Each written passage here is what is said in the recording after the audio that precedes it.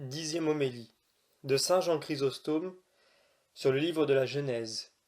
Suite à ces paroles, faisons l'homme à notre image et à notre ressemblance, et Dieu créa l'homme, et il le créa à l'image de Dieu, il les créa mâle et femelle.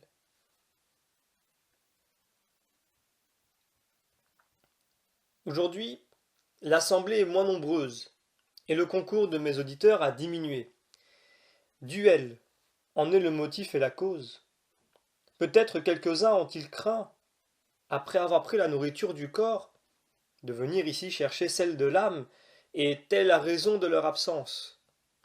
Mais je veux leur rappeler cette parole du sage. Il y a une honte qui amène le péché, et il y a une honte qui attire la gloire et la grâce.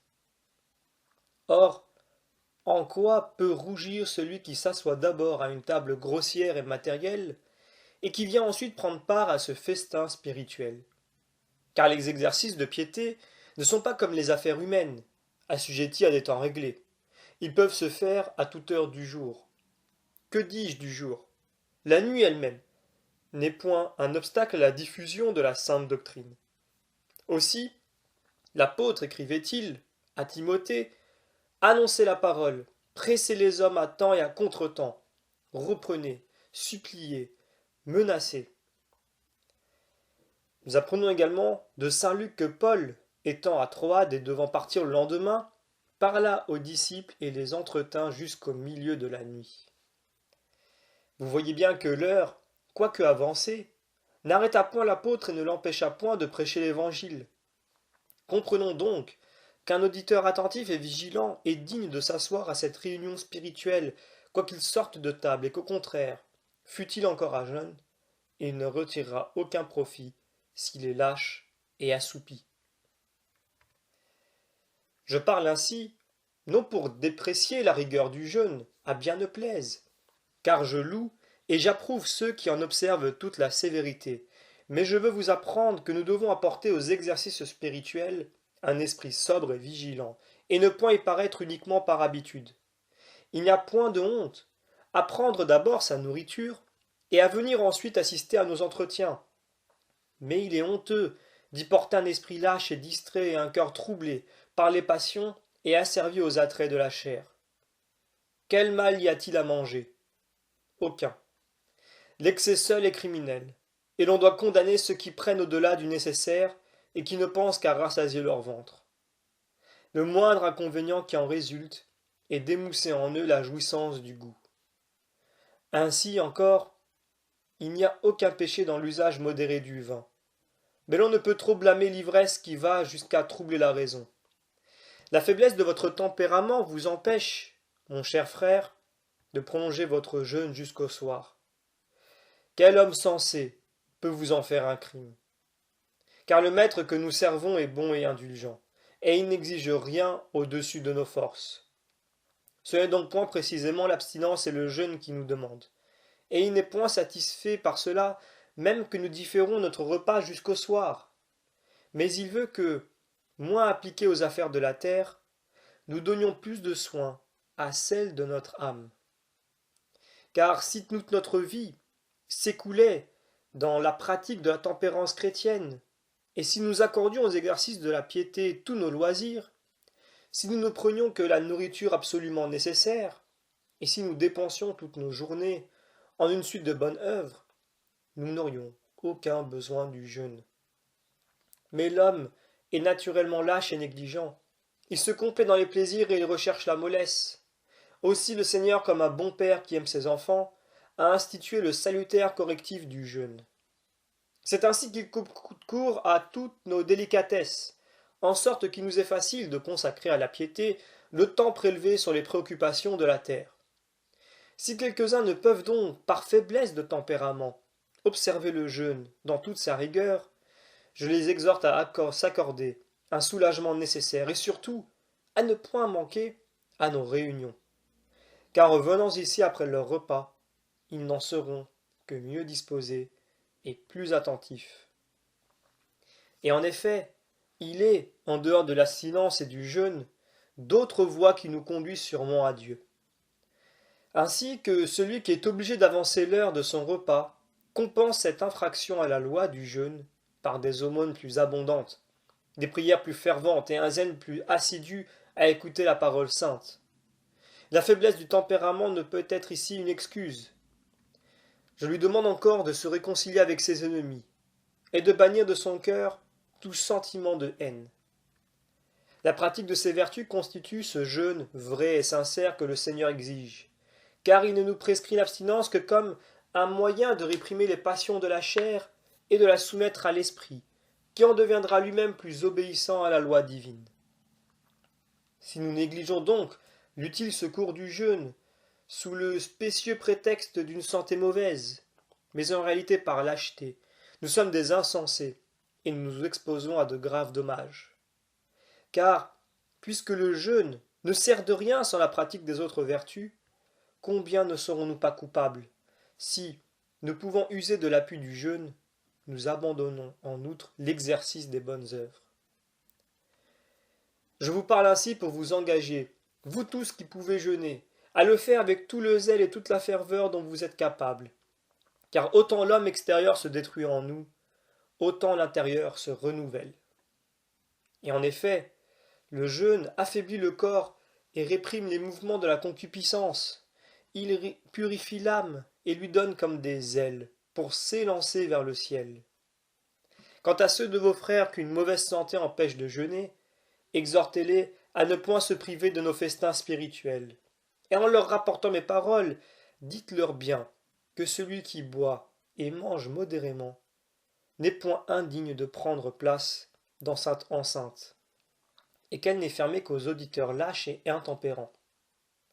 Il sera également utile de leur rappeler cette parole de l'apôtre: celui qui mange le fait pour le Seigneur, et celui qui s'abstient le fait en vue du Seigneur, et il rend grâce à Dieu. Jeûnez-vous, bénissez le Seigneur, qui vous donne la force de soutenir les rigueurs du jeûne. Êtes-vous obligé d'anticiper votre repas? Bénissez, et vous aussi le Seigneur, parce que si vous le voulez, cette infraction à la loi ne vous sera point nuisible, et elle n'apportera aucun préjudice au salut de votre âme. Car il est impossible de compter toutes les voies que la bonté du Seigneur nous ouvre et qui dirigent vers lui notre bonne volonté. En parlant ainsi, j'en ai vu les absents et je me propose de leur ôter tout prétexte de honte. Car sachez-le bien, il n'y a rien dans leur conduite qui doive les faire rougir. On ne doit rougir que du péché, et non d'avoir pris quelques aliments. Le péché mérite seul qu'on en soit honteux. Et quand nous l'avons commis, nous avons raison de rougir et de nous cacher. Nous devrions alors ne pas nous estimer moins malheureux que ceux qui ont fait naufrage et néanmoins ne point perdre courage. Il faut seulement nous hâter de recourir au repentir et à la confession. Et en effet, lorsque nous avons péché par faiblesse, le Seigneur notre Dieu n'exige rien autre chose que sinon que nous confessions nos fautes et que nous fassions un ferme propos de ne plus y retomber. Mais nous n'avons aucune raison de rougir quand nous mangeons modérément, car c'est Dieu qui nous a donné notre corps, et pour se soutenir, ce corps a besoin de nourriture. L'essentiel est de ne pas trop lui accorder. D'ailleurs, la sobriété chrétienne est le meilleur moyen de le conserver en santé et en bonne disposition. Et ne voyez-vous pas chaque jour qu'une table délicate et qu'une gloutonne intempérance engendrent une infinité de maladies? D'où nous viennent la goutte, la migraine, l'abondance des humeurs et mille autres maladies? N'est-ce pas de l'intempérance et de l'ivresse? Le navire qui fait eau de toutes parts s'enfonce soudain. Ainsi, la raison de l'homme se noie dans l'excès du vin et des viandes. Alors cet homme n'est plus qu'un cadavre vivant. Il peut encore faire le mal, mais il est aussi incapable d'opérer le bien que s'il était réellement mort.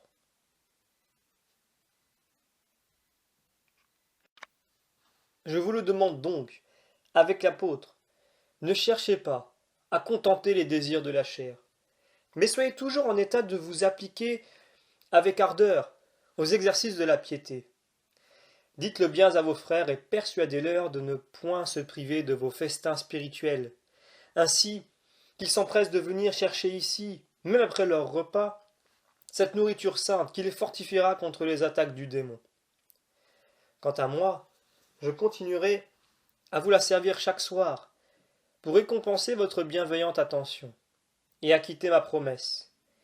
Vous n'avez certainement pas oublié que j'avais commencé à vous parler de la formation de l'homme, et que, pressé par l'heure, je ne pus qu'indiquer l'utilité qu'il retira du service des animaux.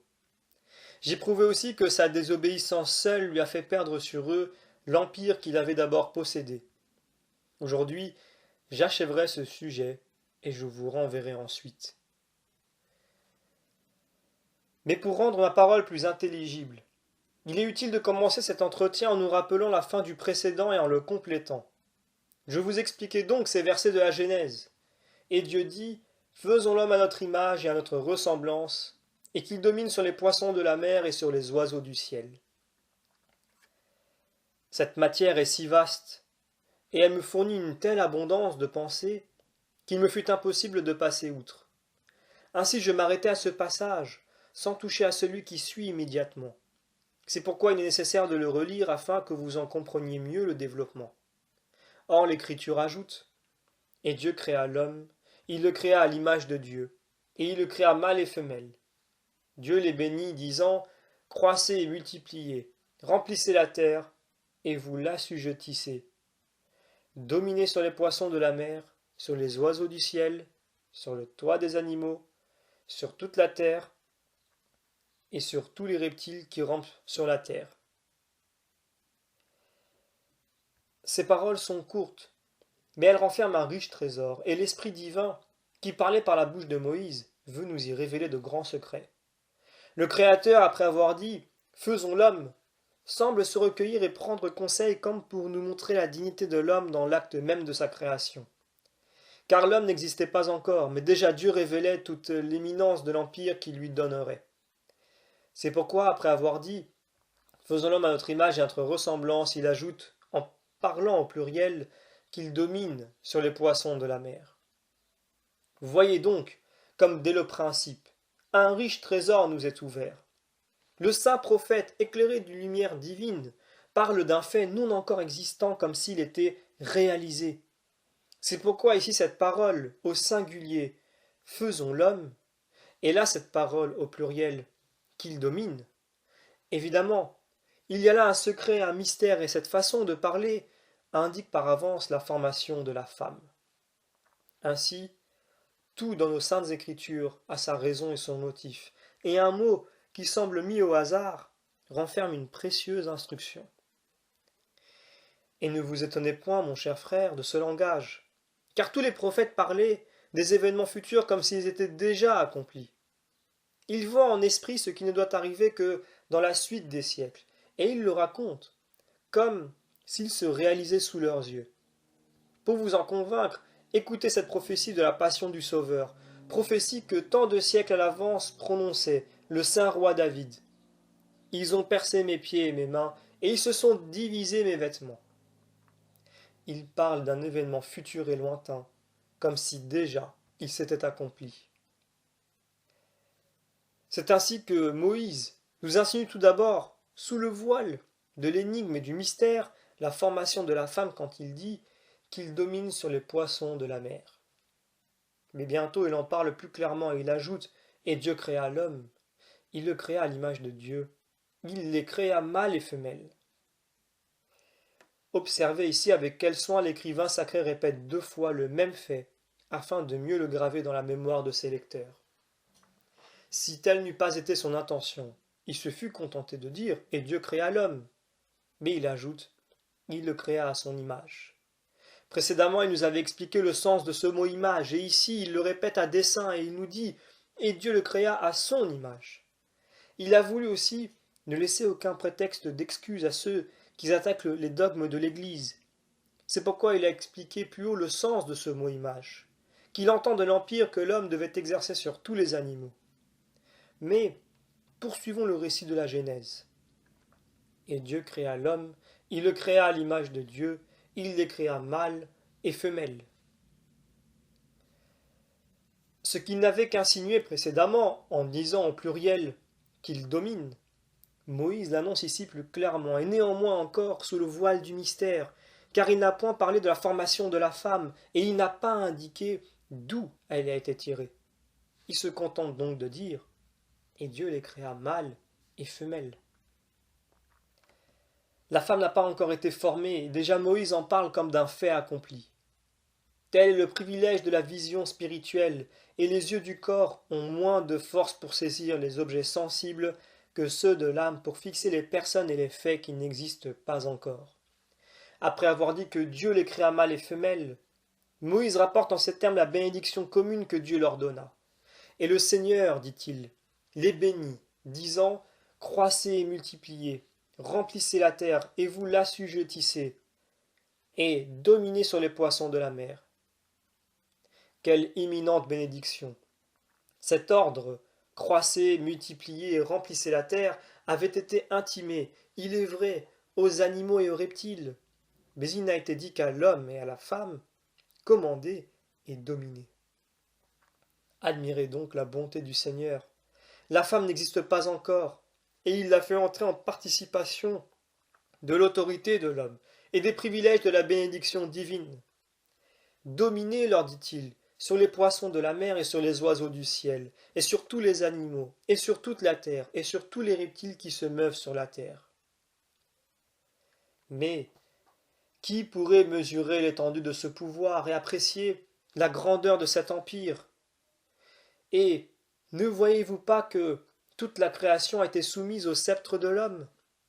Ainsi, vous ne devez avoir de cet animal raisonnable aucune idée petite et médiocre, car ses honneurs sont grands. La bonté du Seigneur à son égard est immense, et ses bienfaits aussi étonnants qu'ineffables. Et Dieu dit, voilà que je vous ai donné toutes les plantes répandues sur la surface de la terre, et qui portent leurs semences, et tous les arbres fruitiers, qui ont leurs germes en eux-mêmes, pour servir à votre nourriture, et il en fut ainsi. Considérez, mes chers frères, la souveraine bonté du Seigneur. Pesez attentivement les paroles de l'Écriture, et n'en perdez pas une syllabe. Et Dieu dit, voilà que je vous ai donné toutes les plantes. Il continue à s'adresser à l'homme et à la femme, quoique celle-ci n'eût pas encore été formée. Admirez également l'excellence de cette bonté qui se montre éminemment libérale et généreuse, non seulement envers l'homme et envers la femme qui n'existait pas, mais aussi envers tous les animaux. Car après avoir dit « Voilà que je vous ai donné les plantes de la terre pour servir à votre nourriture », le Seigneur ajoute « et à celle de tous les animaux de la terre ». Ici se déclare un autre abîme de bonté, puisque le même Dieu qui pourvoit aux besoins des animaux qui servent à nos besoins, à notre travaux et à notre nourriture, n'en exclut point les animaux sauvages et féroces. Et qui parlerait indignement, dignement, de cette infinie bonté? Voilà, dit le Seigneur, que toutes les plantes serviront à votre nourriture et à celle de tous les animaux de la terre, de tous les oiseaux du ciel et de tous les reptiles qui rampent sur la terre, et de tout ce qui est vivant et animé. Ces paroles nous montrent la paternelle providence du Seigneur à l'égard de l'homme qu'il vient de créer. Car après l'avoir créé, il lui donne un empire souverain sur tous les animaux, et de peur qu'il ne s'effraie à la vue d'une si grande multitude qu'il lui faudrait nourrir, il prévient jusqu'à la pensée de cette inquiétude et lui déclare qu'il a ordonné à la terre de pourvoir, par sa fertilité, à sa nourriture et à celle de tous les animaux. Voilà donc, dit-il, que les plantes serviront à votre nourriture et à celle de tous les animaux de la terre, et des oiseaux du ciel, et des reptiles qui rampent sur la terre, et de tout ce qui est vivant et animé. Et il fut fait ainsi. Or, tous les commandements du Seigneur furent immédiatement exécutés, et toutes les créatures se trouvèrent disposées dans le rang de l'ordre qui leur avait été assigné. C'est pourquoi Moïse ajoute immédiatement « Et Dieu vit toutes ses œuvres, et elles étaient très bonnes. » On ne peut assez louer l'exactitude de la Sainte Écriture, car par cette seule parole « Et Dieu vit toutes ses œuvres », elle ferme la bouche à tous les contradicteurs. Dieu vit donc toutes ses œuvres, et elles étaient très bonnes, et du soir au matin se fit le 6e jour. Moïse a dit après chaque création particulière « Et Dieu vit que cela était bon ». Mais quand l'ensemble de la création a été achevé, et l'œuvre du 6e jour complétée par la formation de l'homme, pour qui l'univers était fait, il observe que Dieu vit toutes ses œuvres et qu'elles étaient très bonnes. Ce mot toutes ses œuvres comprend l'universalité des créatures et les renferme toutes dans le même éloge. Et observez qu'ici Moïse dit expressément toutes les œuvres de Dieu, et non pas seulement toutes choses, de même qu'il ne dit pas qu'elles étaient bonnes, mais très bonnes, c'est-à-dire qu'elles étaient éminemment bonnes. Mais puisque le Seigneur, qui a tiré toutes les créatures du néant, les trouve très bonnes et éminemment bonnes, quel est l'insensé qui oserait ouvrir la bouche pour le contredire? C'est lui qui, parmi les créatures visibles, a créé la lumière et les ténèbres, qui lui sont opposées, le jour et la nuit, qui en est la négation. C'est lui qui a commandé à la terre de produire les plantes bienfaisantes et les herbes vénéneuses, les arbres fruitiers et les arbres stériles, les animaux doux et familiers et les animaux sauvages et farouches. C'est lui qui a peuplé les eaux des plus petits poissons, non moins que des baleines et des monstres marins, qui a rendu certaines contrées de la terre habitables et d'autres inhospitalières, qui a étendu les plaines et qui a soulevé les collines et les montagnes. C'est lui qui, parmi les oiseaux, a créé les espèces domestiques, qui servent à notre nourriture, et les espèces sauvages et immondes, comme le vautour et le milan. Et parmi les animaux terrestres, il a produit, et ceux qui sont utiles, et ceux qui nous sont nuisibles, les serpents, les vipères, les dragons, les lions, les léopards. Enfin, c'est lui qui, dans les régions de l'atmosphère, enfante également la pluie et les vents bienfaisants, la neige et la grêle. C'est ainsi qu'en parcourant tout l'ordre de la création, nous trouvons toujours le mauvais à côté du bon. Et cependant, il ne nous est pas permis de déverser le blâme sur aucune créature et de dire pourquoi une telle créature et pour quel but. Ceci est bien fait et ceci est mal fait. Car l'Écriture prévient et réprime toutes ces critiques en disant qu'à la fin du 6e jour, Dieu ayant achevé la création vit toutes ses œuvres et qu'elles étaient très bonnes. Quel raisonnement, je vous le demande, pourrait contrebalancer un témoignage d'une telle autorité? Car c'est le Créateur lui-même qui énonce son appréciation et qui déclare que toutes ses œuvres sont bonnes et très bonnes. Ainsi, lorsque vous entendrez quelqu'un blâmer la création et se lever contre l'Écriture sainte, fuyez-le comme un insensé, ou plutôt, ne le fuyez point, mais prenez en pitié son ignorance et citez-lui ces paroles de nos livres saints. Dieu vit toutes ses œuvres et elles étaient très bonnes. Peut-être parviendrez-vous à corriger l'indiscrétion de son langage, car dans les choses humaines, nous nous en rapportons à la vie d'hommes sages et judicieux, en sorte que, loin de les contredire, nous souscrivons à leur jugement, et leur soumettons nos propres lumières. Mais à plus forte raison, devons-nous en agir ainsi envers le Dieu, créateur de l'univers? Dès qu'il a prononcé, il ne nous reste plus qu'à réprimer toute critique et à nous taire. Car il nous doit suffire de savoir et d'être certain que sa sagesse et sa bonté ont présidé à toutes ses œuvres, et que rien dans la création n'a été fait sans raison et sans motif. Sans doute notre intelligence est trop faible pour que nous pénétrions l'utilité de chaque créature, et néanmoins, il n'en est pas une seule qui ne soit l'ouvrage d'une sagesse infinie et d'une bonté ineffable. Et du soir et du matin se fit le 6e jour. Et comme en ce jour Dieu cessa de produire de nouvelles créatures, Moïse ajoute « Ainsi furent achevés le ciel, la terre et tous les ornements. » Quelle simplicité dans ces paroles! Et comme l'Écriture sainte retranche toute expression vaine et superflue, elle se borne à énoncer que l'ensemble de la création fut achevé le 6e jour, et sans répéter de minutieux détails, elle se contente de dire que le ciel et la terre furent achevés avec tous leurs ornements, c'est-à-dire avec tout ce qu'ils renferment. Or, les ornements de la terre sont ses diverses productions, les plantes, les moissons, les arbres fruitiers, et toutes les richesses dont le Seigneur a daigné l'embellir. Les ornements du ciel sont le soleil, la lune, la variété des étoiles et toutes les créatures intermédiaires. C'est pourquoi la Sainte Écriture ne mentionne ici que le ciel et la terre, parce qu'elle comprend sous ces deux éléments tout l'ensemble de la création. Et Dieu acheva le 6e jour toute son œuvre. L'écrivain sacré le répète ici, afin que nous sachions bien que la création fut entièrement accomplie dans cet espace de 6 jours. Dieu acheva donc le 6e jour toute son œuvre et se reposa le 7e de tous les ouvrages qu'il avait faits. Qu'est-ce à dire? que Dieu se reposa le septième jour de tous les ouvrages qu'il avait faits. Évidemment, l'Écriture s'exprime d'une façon humaine et se proportionne à notre faiblesse. Sans cette condescendance, il n'eût été impossible de comprendre sa pensée. Et Dieu, dit-elle, se reposa le septième jour de tous les ouvrages qu'il avait faits, c'est-à-dire qu'il s'arrêta dans l'œuvre de la création, et qu'il cessa de tirer du néant de nouvelles créatures. Et en effet, il avait produit toutes et chacune des créatures, et il avait formé l'homme qui devait en jouir. Et Dieu bénit le septième jour et le sanctifia parce qu'il s'était reposé en ce jour de tous les ouvrages qu'il avait faits.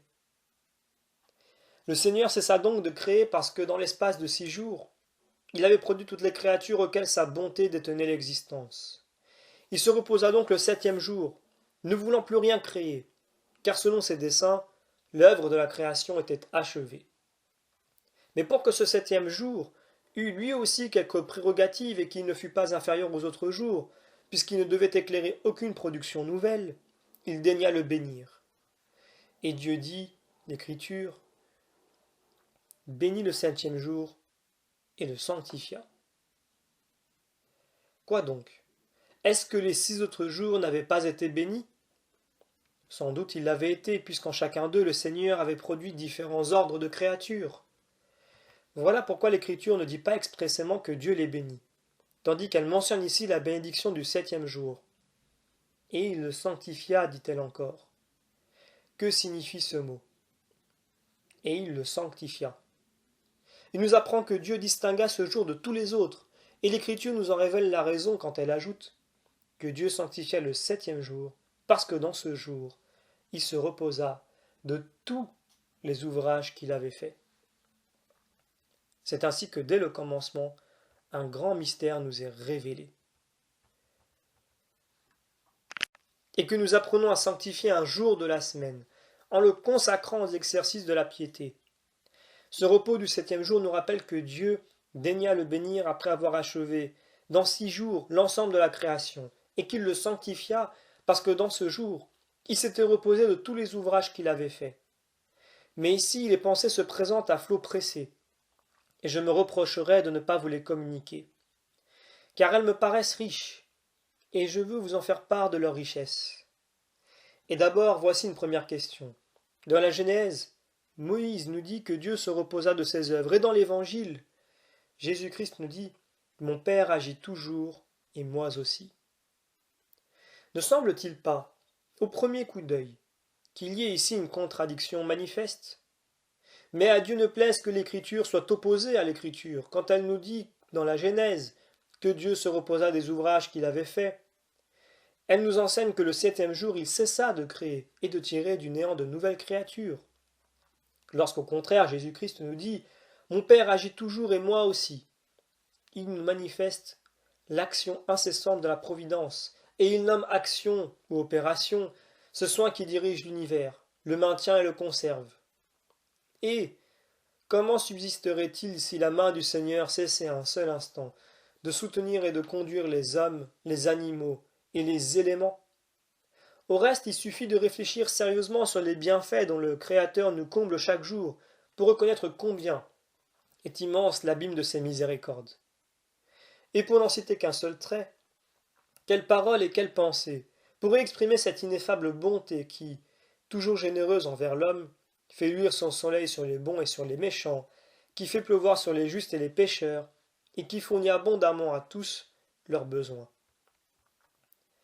Peut-être ce discours se prolonge-t-il outre mesure, et toutefois, il me semble que ce n'est point inutilement, car les absents connaîtront mieux le tort qu'ils se font en se privant, par condescendance pour le corps, des grâces de ce festin spirituel. Mais votre bienveillante leur adoucira cette privation, si elle leur rapporte cet entretien. Ce sera même de votre part, au sincère témoignage de charité, car si un ami se plaît à partager sa table avec les amis, combien est-il mieux encore de partager avec eux les joies de ces festins spirituels. Nous y trouverons nous-mêmes un grand profit, puisque le zèle qui nous porte à instruire nos frères leur est utile, et devint également pour nous un titre aux plus belles récompenses. Nous y faisons aussi un double profit, car Dieu nous tiendra compte de notre charité, et puis en instruisant les autres, nous gravons plus profondément en notre esprit le souvenir des leçons que nous avons entendues. Ne refusez donc point à vos frères un service dont vous retirerez vous-même de si grands avantages, et redites-leur les instructions de ce soir. Mais afin qu'ils ne vous soient pas toujours redevables de ce bienfait, amenez-les ici, et dites-leur bien que d'avoir anticipé l'heure du repas, ce n'est pas une raison pour s'abstenir de nos conférences. Car tous les temps sont propres pour nous instruire, et en effet, qui nous empêche, dans l'intérieur de nos maisons, avant ou après nos repas, de prendre en main les saintes écritures et de donner à notre âme une belle et utile nourriture. Car si le corps réclame des aliments matériels, l'âme a également besoin chaque jour d'une nourriture spirituelle qui la fortifie et lui permette de résister aux attaques de la chair. Autrement, nous succomberions à cette guerre que nous déclarent les ennemis de notre salut, et il se réduirait notre âme en un triste esclavage. Si nous cessions un seul instant d'être forts et vigilants, c'est pourquoi le psalmiste appelle heureux le juste qui médite nuit et jour la loi du Seigneur. Et Moïse recommande aux Juifs qu'après avoir bu et mangé et s'être rassasiés, ils se souviennent du Seigneur leur Dieu. Vous voyez donc combien il est utile de donner à notre âme sa nourriture spirituelle, après avoir accordé au corps celle qu'elle réclame. Autrement, le corps se maintiendra frais et dispos, et l'âme affaiblie et languissante ferait quelques chutes et succomberait aux attaques du démon. Car celui-ci épie toutes les occasions de nous entraîner au péché mortel. C'est pourquoi le même Moïse nous donne cet avis. Avant de dormir, et si votre réveil, souvenez-vous du Seigneur votre Dieu. Ainsi, ce souvenir ne doit jamais s'effacer de notre mémoire, mais nous être toujours présent, et nous établir dans une continuelle vigilance. Nous devons nous aussi tenir sans cesse sur nos gardes, car nous ne pouvons ignorer combien est grande la fureur de notre ennemi. Il est donc nécessaire que nous soyons toujours attentifs et vigilants à lui fermer toute entrée, et à donner chaque jour à notre âme sa nourriture spirituelle. C'est là un moyen assuré de salut, et un trésor de richesse céleste. Si chaque jour nous nous fortifions ainsi par la lecture, l'audition de la parole sainte et des pieux entretiens, nous deviendrons invincibles aux attaques du démon. Nous éviterons ses pièges et nous obtiendrons le royaume des cieux, par la grâce et par la bonté de notre Seigneur Jésus-Christ, à qui soit, avec le Père et l'Esprit Saint, la gloire, l'honneur et l'empire, maintenant et toujours, et dans les siècles des siècles. Amen.